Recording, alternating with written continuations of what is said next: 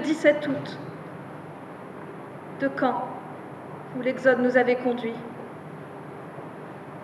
Je n'ai pas reconnu ma ville. Décombres, murs éventrés, les bombes incendiaires avaient. Plus rien ne semblait tenir debout. Une puanteur de cadavres, de morts, nous suivait partout. Du lait pour nos enfants, du pain, des œufs, des pâtes et du charbon pour nos enfants, nos vieux, nos malades. Ils crèvent de froid. Des nouvelles de ton mari? Non, toujours rien. Il paraît que les colis n'arrivent pas. C'est ce qu'on m'a dit aussi. Le blé de France est aux Français. Maman, exigez 500 grammes de pain par jour. Du bois et du charbon pour nos enfants. À l'école, à la cantine, à la maison. Sous les lits sont toutes à volonté. Nous faisions aussi des distributions à la sauvette, dans les files d'attente devant les magasins, sur les marchés.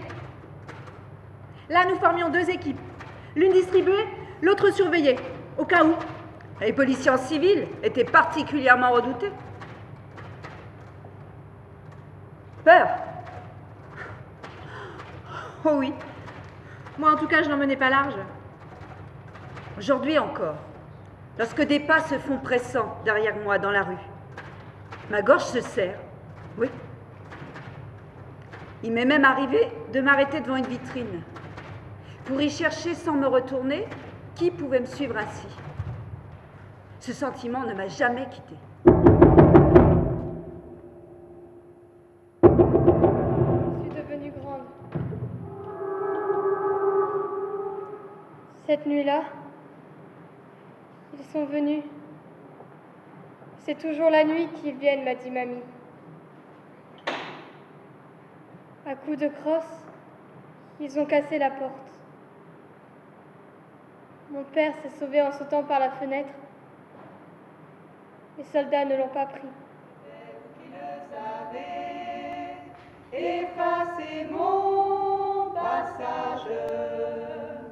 J'ai changé 100 fois de nom, j'ai perdu femme et enfant, mais j'ai tant d'amis. Et j'ai la France entière.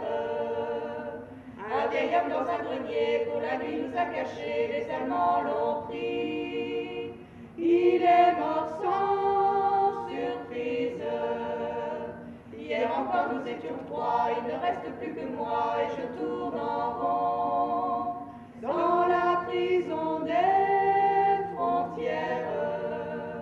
Le vent souffle sur les tombes, la liberté reviendra, on nous oubliera, nous rentrerons dans l'ombre. S'appelle, sachons vaincre ou sachons périr, un Français doit vivre pour elle, un Français doit mourir. Un Français doit vivre pour elle, un Français doit mourir. Le train qui nous attendait était à destination du camp de Ravensbrück.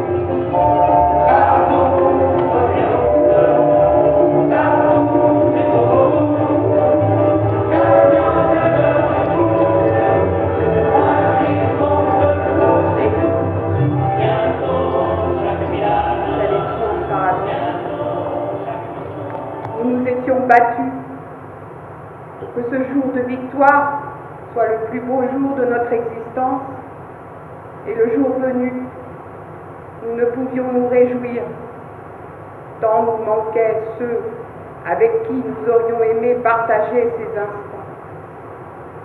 Le cœur lourd, oui, comme serré dans un poing qui ne s'ouvrirait plus. ce jour-là, j'ai su que ces 4 années obligeraient toute ma vie.